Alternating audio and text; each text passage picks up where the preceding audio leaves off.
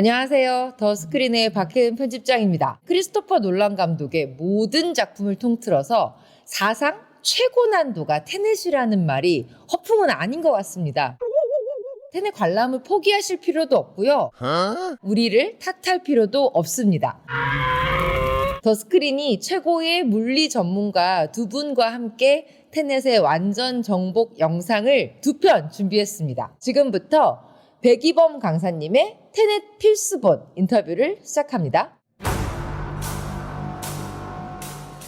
네, 안녕하세요. 더 스크린의 박혜은 편집장입니다. 반갑습니다. 백이범입니다. 백이범 선생님이라는 이름은 그 수능 공부하는 친구들에게는 이렇게 말씀드리는 게 더 익숙할 것 같아요. 갓기범 선생님이라고.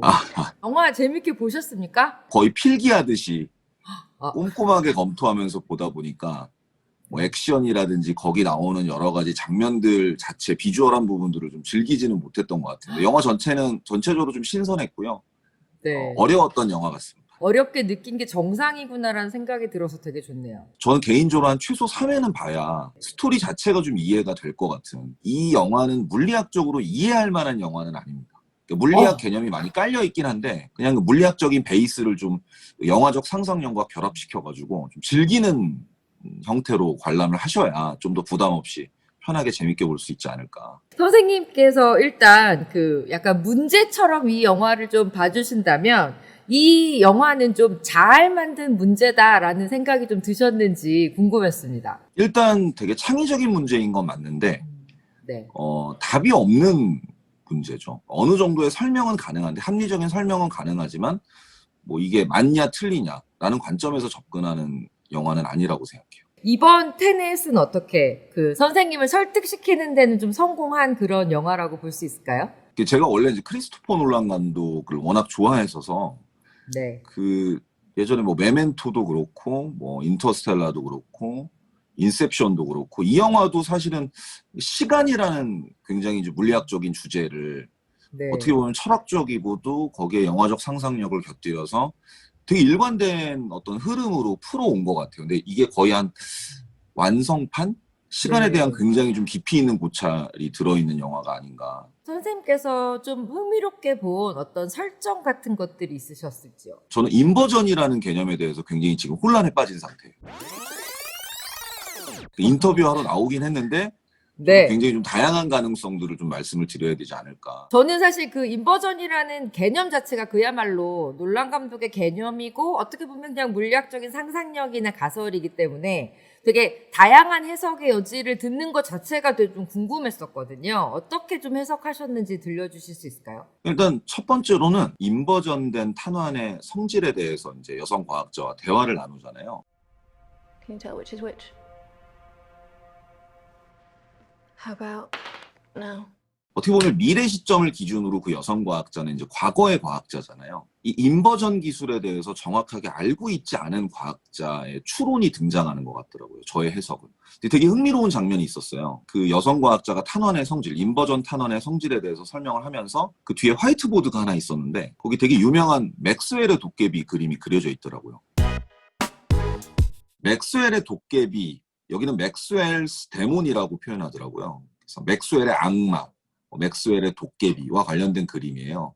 그게 이제 엔트로피와 관련된 연력학 제2법칙과 관련된 일종의 역설이거든요. 예를 들면 이제 이런 거죠. 그 상자 안에 여기 뜨거운 물과 차가운 물을 또는 뜨거운 기체와 차가운 기체를 집어넣고 벽으로 이제 갈라놔요. 여기다가 이제 작은 칸막이를 하나 설치해요. 열었다 닫았다 할 수 있는 칸막이를 설치하고 뭐 이 뜨거운 기체와 차가운 기체를 랜덤하게 섞어 놓는 거죠. 다시 말하면 미지근한 기체를 만들어 놓는 거예요. 처음에. 그 미지근한 기체가 과연 처음에 뜨거운 기체와 차가운 기체로 돌아갈 수 있느냐, 분리될 수 있느냐. 원래는 분리가 안 되거든요. 확률적으로는 그런 분리가 일어날 확률이 0에 수렴합니다.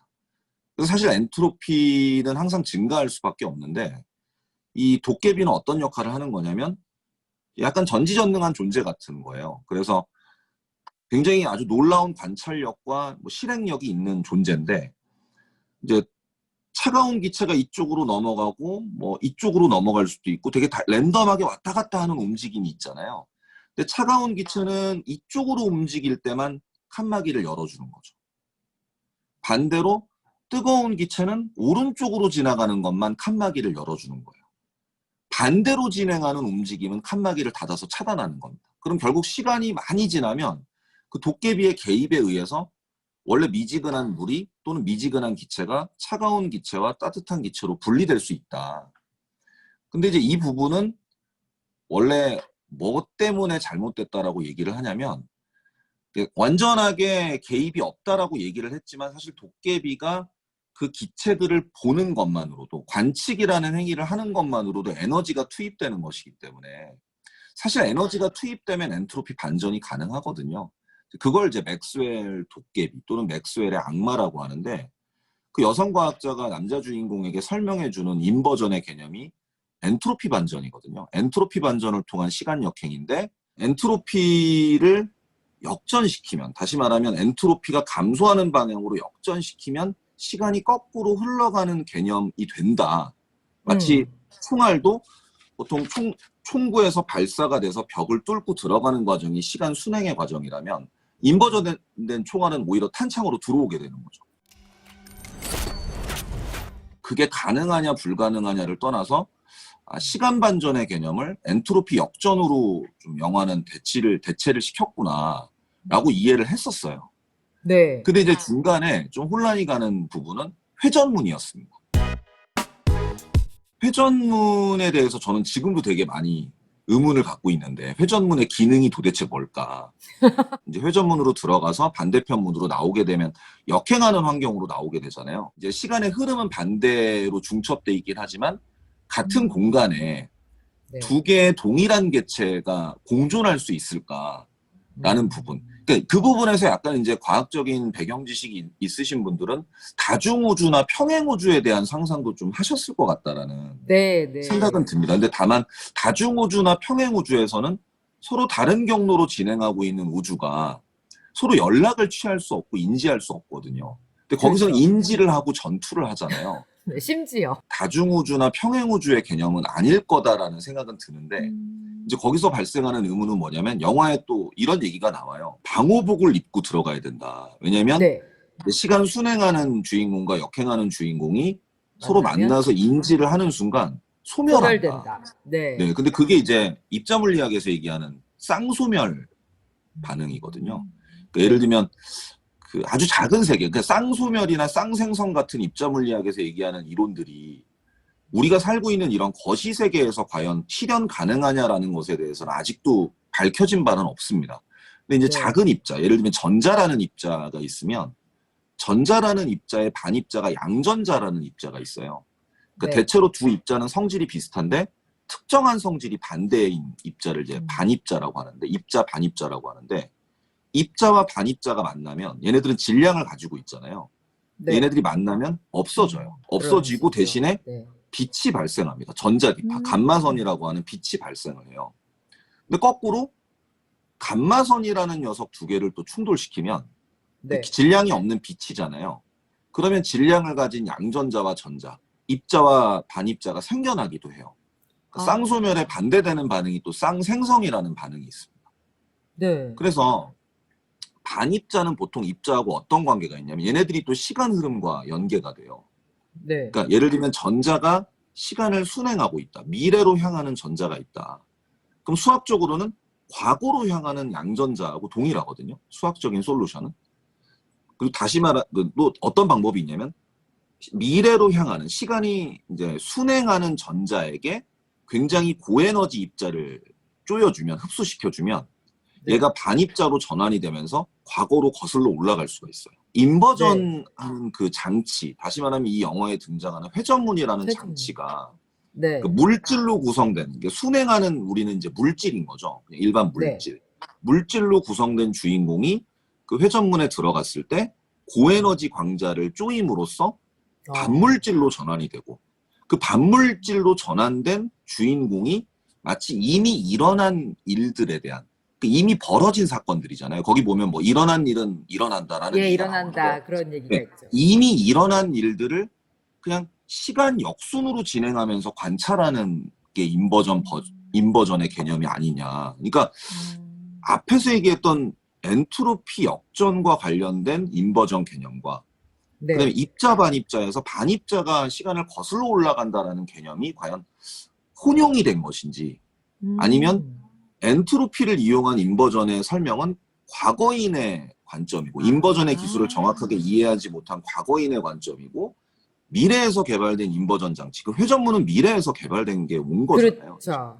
그것이 오히려 미래의 관점인 건지는 사실 이 영화를 봐서는 전혀 판별은 안 가더라고요. 이게 진짜 일반적으로 그냥 영화를 보러 들어간 관객들은 약간 캐치하지 못한 또 시점의 분리가 일어나는 것 같아요. 선생님 얘기를 들었더니 그래서 이거는 또 새로 지금까지 한 번도 들어본 적이 없는 해설인데요. 그 여성과학자는 그렇게 얘기하거든요. 그게 추정을 하거든요. 네. 일어나지 않은 미래에 대해서 추정을 하나 하는데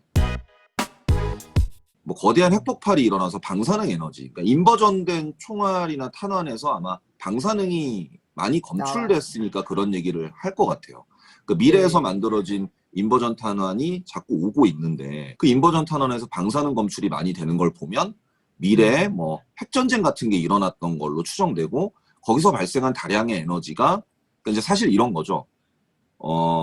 그러니까 얼음이 녹아서 물이 되는 과정은 엔트로피가 증가하는 과정이고요. 그렇죠. 반대로 물을 얼려서 얼음으로 만드는 과정은 엔트로피가 감소하는 방향인데 네. 그러니까 이게 여기서 얘기하는 인버전 개념일 수 있는데 엔트로피가 감소하려면 반드시 에너지가 투입돼야 돼요. 네. 그 고립계에 에너지가 투입이 돼야 되는데 이제 이 여성과학자의 설명에 의하면 과거에 뭔가 어마어마한 핵전쟁이 벌어져서 엄청난 양의 핵분열 에너지가 발생을 했고 그것 때문에 국소적으로 뭔가 그 환경 자체의 엔트로피가 감소하는 방향에 그 투입된 에너지 때문에 감소하는 방향의 시간 역행의 흐름이 국소적으로 발생을 했을 것이고 그것이 지금 우리가 시간을 순행하는 그 과거에서 미래로 흘러가는 시간 흐름과 중첩이 부딪혀서. 됐다라는 식으로 중첩이 얘기를 됐다. 하더라고요. 중첩이 네. 됐는데 그걸 오고 가게 만들 수 있는 장치가 회전문이다라고 이제 그렇게 설명하는 방식인 것 같더라고요. 그 여성과학자의 관점은. 네. 근데 또 쌍소멸 반응이 언급되는 거 봤을 때는 그 인버전 장치가 단순히 이제 뭐 그런 엔트로피, 물론 이제 인버전이 돼서 반물질이 된 후에 반물질의 시간 역행을 하더라도 나의 하나의 개체, 뭐 거기 주인공이면 주인공이 반물질이 된 후에 반물질 인간이 된 거죠. 그러니까 네. 반물질 인간이 된 후에 그 이미 일어난 일들을 시간 역순으로 쭉 가면서 시간 역행을 경험하는 과정에서도 엔트로피는 감소해요. 그러니까 사실 어떻게 설명을 하더라도 설명은 되는 부분인데 그 장치가 네. 어떤 메커니즘으로 시간 역행을 하는지. 경험하게 해주는지는 정확하게 판별은 안 되더라고요. 이 테넷의 물리학 난이도를 조금 선생님께서 이렇게 짚어주신다면 상중하 중에 어느 정도 수준이라고 보면 될까요? 물리학을 알든 모르든 최선. 그래서 이제 사실 저는 문제로 치면 변별력은 없다. 그 물리학을 안다고 해서 영화를 더 편하게 관람할 수 있느냐라고 하면 오히려 저는 네. 반대의 얘기를 하고 싶어요. 물리학을 알면 알수록 오히려 주요 플롯을 놓치게 되는 그러니까 특정 장면에서 생각이 많아지면서 네. 그 막 오고 가고 하는 복잡한 시간의 교차 편집이 있잖아요. 그러니까 그렇죠. 저는 그 10분 전투 나오잖아요. 그 네, 시간 마지막에 협공하는 10분 10분 전투. 되게 네. 장관이잖아요. 사실은 SF 액션 영화로서는 굉장히 이제 시각적으로도 볼거리도 많고 네. 재밌는 부분이었다고 생각하는데 거기서 생각이 많아져가지고 장면을 많이 놓쳤어요. 그리고 오히려 인터넷으로 이제 장면들 편집된 거 찾아보면서 연표 그리듯이 타임라인 그리듯이 그려서 그 레드 팀과 블루 팀이 교차하면서 이제 블루 팀이 시간 역행하면서 경험했던 것들을 레드 팀이 참조하면서 전투를 하는 씬인데 그렇죠. 네. 생각보다 되게 정교하게 연출됐더라고요. 전 정교하게 연출됐을 거라고 가서 봤지만 정작 장면에서 생각이 많아져가지고 많이 놓치게 되더라고요. 정말 시원하게 뭔가 이렇게 의문점들이 다 해소되려면 5번 이상은 봐야 될 것 같습니다. 그래서 나중에 영화관도 영화관이지만 이게 뭐 그 케이블에 이제 뜬다든지 아니면 DVD나 이런 걸로 출시가 되면 일시정지 버튼이나 되감기 버튼 등을 이용해서 저만의 연표, 뭐 타임라인을 한번 작성해 가면서 한번 보고 싶은. 그 10분 전투에 대해서는 선생님이 보시기에 이 아이디어는 진짜 훌륭했다라고 좀 얘기해주고 싶으시거나 아니면 굉장히 좀 감탄한 장면 같은 거 좀 찝어서 설명해 주신다면 뭐가 있을까요? 그 레드팀하고 블루팀이 교차하는 장면이 나와요. 중간에. 전체적으로는 그 전투의 아이디어 자체는 너무 참신했고요. 그 두 대의 회전문을 통해 결국에는 이제 한 10분이라는 시간을 두고 어떤 한 부대가 역행하면서 경험했던 것들을 참조하여 다른 부대가 임무를 완수하는 그 전투의 아이디어는 어떤 영화에서도 좀 찾아보기 힘들 만큼 좀 독특한 구성이었던 것 같아요. 시각적으로도 그렇고 아이디어로도 그렇고 인상적이었습니다. 저희도 메이킹 필름 쪽을 살짝 봤는데 실제로 건물에 크레인을 달아서 위를 한번 부수고 밑을 한번 네네, 부숴서 네. 합쳤더라고요. 네네네. 그 10분 전투에서의 닐의 행적을 잘 따라가면 이 영화를 조금 더 재밌게 볼 수 있지 않을까 생각도 했거든요. 선생님은 좀 어떠셨어요? 그 주인공과 닐이 작전을 끝내고 만난 다음에 닐이 작별 인사를 하고선 다시 이제 그 회전문으로 들어가는 장면이 나오는데 네. 사실 그 부분이 좀 복잡하기도 했는데 저는 그 부분은 좀 가장 이 영화에서 감성적인 부분이었던 것 같아요. 그렇죠.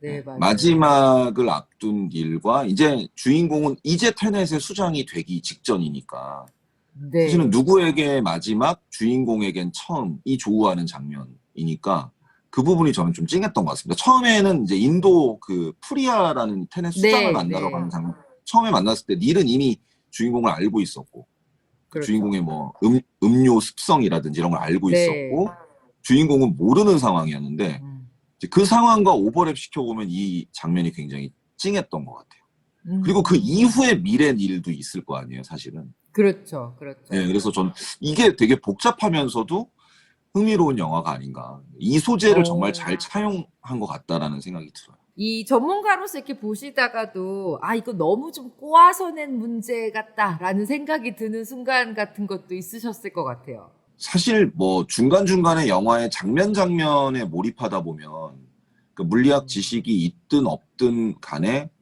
가장 이 영화를 보면서 그 많은 궁금증을 갖고 혼란에 빠질 수밖에 없는 건 타임라인이잖아요. 뭔가 회전문을 한번 들어갔다 나오고 나면 그러니까 그 이전에 차라리 시간 순행하는 처음에 영화 초반부의 장면들만 보면 좀 의아한 장면이 있긴 하지만 저게 왜 저러지라는 장면들이 있긴 하지만 오페라 전투씬에서도 네. 극장 전투씬에서도 그 인버전된 탄환이 발사돼가지고 총알이, 총알이 이제 역행해서 주인공의 구출되는 장면이 있잖아요. 근데 사실 그 장면을 저는 못 봤어요. 너무 빠른 전투씬 속에서 막 전투씬 자체에 몰입을 하다 보니까 안 보이다가 나중에 이제 그걸 설명을 살짝 해주잖아요. 가서. 네네. 그래서 이제 그런 복잡한 타임라인들 때문에 처음에 안 보이는 장면들이 너무 많고 사실 인지를 해야만 다음 스토리가 연결이 되고 이해가 되는데 이 영화의 전개 속도가 너무 빠르다 보니까 어지간한 사람들은 아마 이 영화의 전개 속도를 따라가지 못할 것 같아요. 그 플롯의 복잡함에 비해 전개 속도가 빠르다 보니. 그래서 아마 그래서 제가 생각하기에는 어떤 지식적인 부분을 다 배제하고서 이 영화 자체의 스토리라인을 따라가는 데만 해도 한 3회차 정도는 봐야 또는 집에서 뭐 일시적 정지 버튼을 눌러가면서 그렇죠. 왔다 갔다 하면서 봐야 이해가 되지 않을까. 근데 사실 감독이 원했던 게 그런 N회차 관람일 건지 상당히 상업적인 의도라고도 볼 수 있겠습니다만 N회차 관람인 건지 아니면 그냥 아련하게 어떤 이 시간의 신비로움을 느껴라. 뭐 그런 어떤 의도로 제작을 한 것인지는 저도 잘 모르겠습니다. 네, 일단은 저는 한 서너 번 더 볼 것 같아요. 여러 번 보시고 나면 또 어떠한 정보들을 얻으실지 좀 궁금한데요. 그 놀란 감독이 이 영화에 대해서 얘기한 것 중에 가장 인상적인 게 이 영화는 시간 여행 영화가 아니다라고 설명을 했었거든요. 근데 분명히 시간의 순행과 역행에 대한 이야기로 플롯을 짠 영화인데 시간 여행 영화가 아니다라고 딱 단언을 한 데는 분명히 그에 따른 이유가 있을 것 같은데 혹시 선생님은 그 말에 대해서 어떻게 생각하시는지요? 일반적으로 전통적인 SF 영화에 등장하는 시간 여행의 개념은 사실은 뭐 지난번 전작 인터스텔라에서도 잠깐 등장을 했잖아요. 뭐 거기서는 이제 블랙홀이라고 하는 거대 중력체에 의해 시공간을 왜곡시켜서 다른 어떤 한 시점에 다른 시점의 시공간으로 내가 이동했다가 다시 돌아오는 이야기. 그런 걸 다뤘다면 그게 이제 시간 여행인 거거든요. 네. 그거 뭐 그런 원리를 통해 시공간의 왜곡을 통해 시공간을 자유롭게 이동하는 뭐 그런 개념으로서 시간 여행을 다룬 것은 아닌 것이 이미 일어난 일들의 타임라인을 역행하면서 이제 그 개체가 따라가기 때문에 내가 원하는 시점에 뚝 떨어지는 게 아니라는 거죠. 그리고 이미 인과율상으로도 역행하는 개체가 그 이미 일어난 일의 인과관계를 바꾸지는 못해요. 그래서 여기서 가장 많이 반복되는 대사인 것 같기도 하더라고요. 일어난 일은 일어난다. 네. 또는 무지 이런 것들을 이제 강조하는 것이 네. 일어난 일은 일어난다. 내가 뭐 회전문을 통해서 역행하는 또 타임라인을 거쳐서 뭐 엔트로피가 감소하는 과정을 거쳐서 또 가서 어떤 나의 그 순행하는 나와 조우하여 그 영향을 주고 근데 그 영향을 준 게 이미 중첩돼 있어서 네. 중첩이 돼 있기 때문에 이미 그것조차도 일어난 일이라는 거야. 같은 시간대에 일어난 일인데 내가 그냥 거슬러 올라가면서 내 인식하에 그게 기록이 됐을 뿐, 내 뇌에 기록이 됐을 뿐, 사실 순행하던 내가 겪은 그 모든 경험들도 이미 역행하는 내가 그 시점에 와서 뭔가를 했기 때문에 그런 경험이 이어지는 거거든요.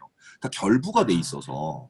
이미 중첩이 네. 돼서 일어난 일은 네. 일어난 일이라는 네. 말씀이신 그래서 거죠? 결국에는 과연 이 안에 인간의 자유의지는 존재하는가에 대한 네. 약간 단선적인 우주에 대해서 다루고 있거든요. 잘 네. 짜여진. 근데 이제 이 안에서 조금 색다른 건 과거가 미래에 영향을 주는 것 같은 느낌을 준다는 거죠. 그러니까 과거가 미래에 영향을 주고 미래가 과거에 영향을 주는 것 같아요. 약간 과거에. 피드백하는 그 약간 루프 같은 구조 또는 뭐 비유 들자면 메비우스의 띠 같은 느낌 이런 것들이 이제 느껴지는 영화라는 게 좀 참신했다.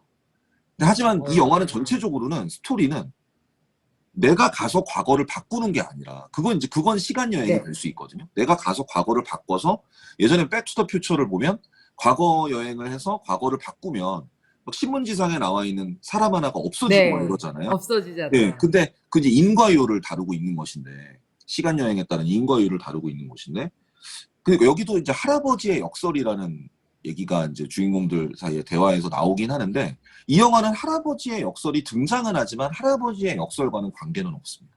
그러니까 그걸 피해가요. 여기 깔려있는 물리학적인 베이스는 이미 일어난 일이라는 거예요. 역행해서 올라간 그 주인공이 이미 그 전체적인 인과관계에 이미 개입이 된 상태에서 순행을 했기 때문에 이건 이미 일어날 일이었다라는 거죠. 그런 의미에서 이제 시간 여행과는 전혀 관계가 없다라고 이야기한 게 아닌가.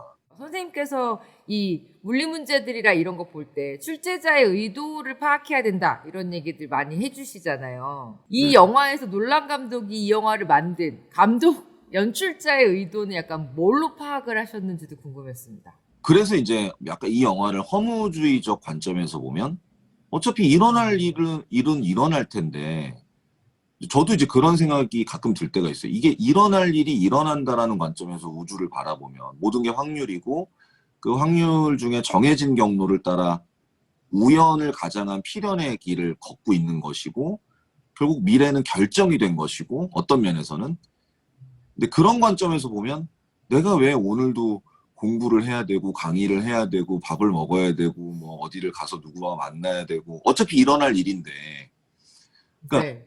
이런 어떤 전체적인 영화 스토리 속에서 그걸 약간 부정적인 시각에서 바라보면 인생이 되게 공허하다 라는 느낌을 받을 수도 있고 반대의 시각에서 보면 그 자유의지마저도 필연이기 때문에 그것도 역시 그 인과관계 타임라인에 포함된 하나의 사건, 이벤트이기 때문에 뭐 더 열심히 살아야 된다.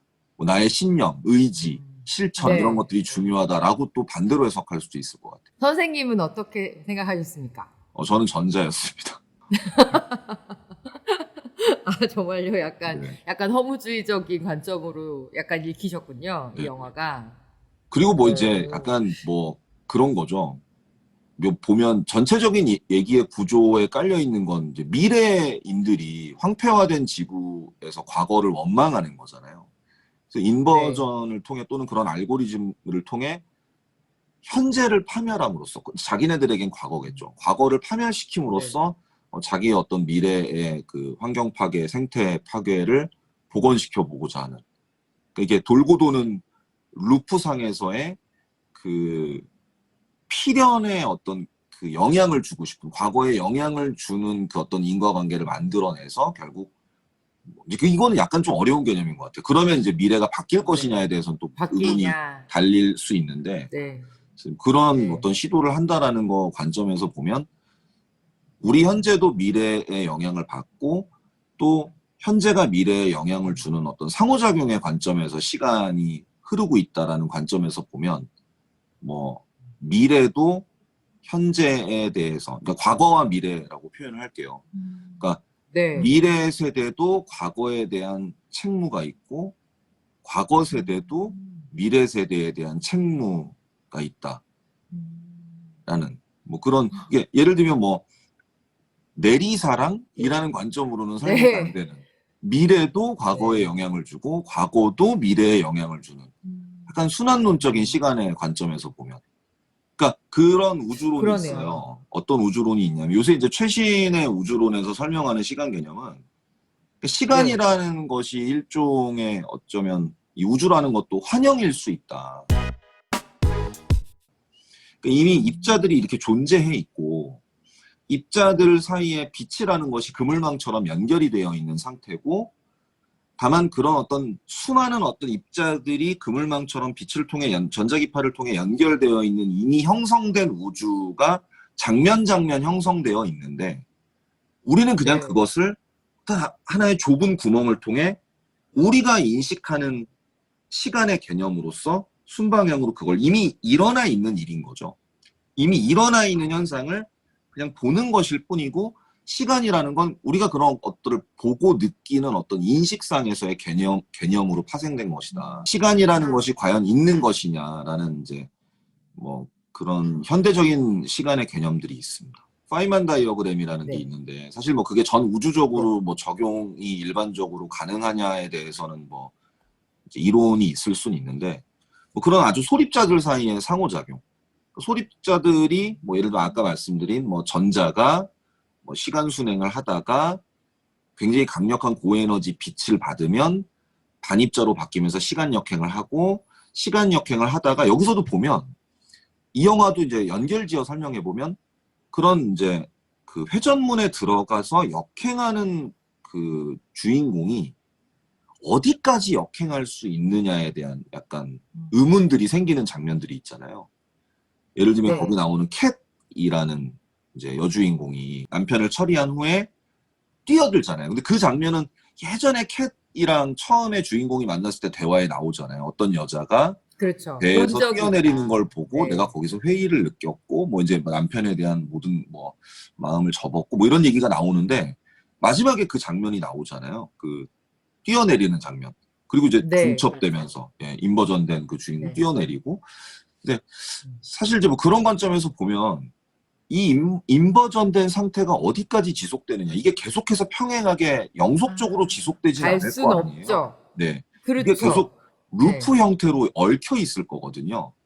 그러니까 이미 이 모든 것들이 입자, 뭐 입자, 반입자 여러 개의 어떤 그 개체들이 빛이라는 하나의 그물망을 통해 서로가 인식 네트워크라고 하면 연결이 되어 있는데, 그리고 이 모든 것들은 그게 이제 하나의 사건이고 이벤트고 결정이 돼 있는데, 그 결정된 걸 우리는 우리가 생각하는 타임라인이라는 걸 통해 그냥 보게 되고 그 순서를 우리가 시간으로 인지하고 있을 뿐이다 라고 이제 해석해 볼 수도 있을 것 같아요. 이미 이 안에 있는 뭐 순행 역행하는 걸 포함하는 모든 주인공들과 그들 사이에 벌어지는 상호작용 그리고 사건들이 이미 벌어져 있는 것일 뿐인데, 그게 우주의 실제 모습인데 관객들은 어떤 좁은 하나의 구멍, 그게 스크린일 수 있겠죠.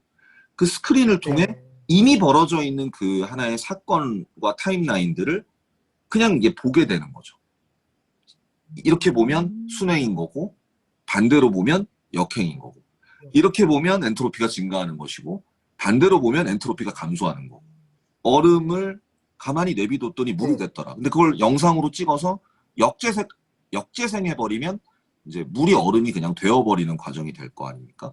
혹시 그런 의도로 제작한 건 아닐까라는 생각도 뭐 해봤어요. 혹시 놀란 감독이 이 자신이 만든 영화 세계 안에서 약간 창조주가 되고 싶은 건 아닐까요? 그런 느낌도 가끔 들 때가 있습니다. 선생님께서는 논란 영화 중에 어떤 영화를 제일 좀 좋아하세요? 저는 개인 제- 취향에 맞게. 원래 제일 정말 오래전에 네. 메멘토, 네, 네. 다크나이트 시리즈, 다크나이트 시리즈. 네. 그리고 이제 뭐 사실 이제 저는 물리 전공이다 보니까 개인적으로 네. 가장 감명 깊게 봤던 영화는 인터스텔라예요. 재밌게 봤던 영화는 인셉션. 자, 테넷은 좋아하는 선호도로 따지면 어느 정도에 있습니까? 네. 전작들에 비해서는 좀 실망했어요. 발상 자체가 어려우면서도 계속 호기심을 자아내는 측면에서는 뭐 최상의 레벨이긴 한데 네. 그 영화 자체에 좀 집중하기 힘든 요소들이 너무 많았습니다. 그러니까 주제 자체가 거기 깔려 있는 여러 가지 주제라든지 또는 뭐 여러 가지 뭐 은유, 상징, 또 시간의 흐름 또는 배경 지식 이런 것들이 너무 이제 복잡하게 얽혀 있다 보니까 그 좀 단순해야 볼만한데 약간 또 감명 깊은데 한번 봤을 때 고민의 네. 지점들이 너무 많이 파생돼서 결국에는 영화에 좀 몰입하기 힘든 측면이 있었어요. 그러니까 온전하게 한 편의 영화를 한 편의 영화로서 흐름을 즐기기에 몸을 맡기고 몸과 마음을 맡겨서 흐름을 즐기기에는 좀 몰입도는 떨어지지 않았나. 영화를 가지고 일반 대중들이랑 이렇게 물리학 얘기를 하시는 경험 자체도 선생님께도 조금 뿌듯한 기분이 아닐까 싶기도 하거든요. 어떠세요? 저는 그래서 놀란 감독에게 개인적으로 너무 감사드려요.